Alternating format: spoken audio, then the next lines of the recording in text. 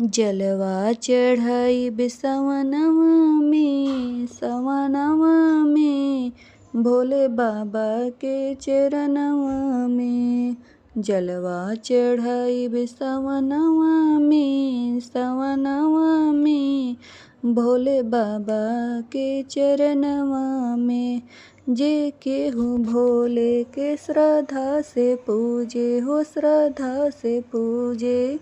जे केहू भोले के श्रद्धा से पूजे। झोली भर देलन वरदनवा से जलवा चढ़ाई सवनवा में। जलवा चढ़ाई सवनवा में भोले बाबा के चरणवा में। धूम मचल बाटे सावन में खूबे हो सावन में खूबे। केहू बेल पतिया केहू भंगिया से पूजे हो भंगिया से पूजे। केहू जलवा ढारेला गगरवा से भोले बाबा के चरणवा में। जलवा चढ़ाई सवनवा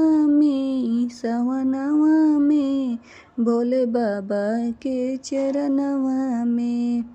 केहू भोले जी के चंदन लगावे हो चंदन लगावे।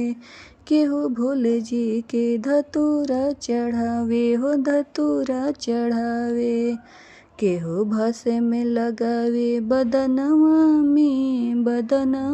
में भोले बाबा के चरणवा में। जलवा चढ़ाई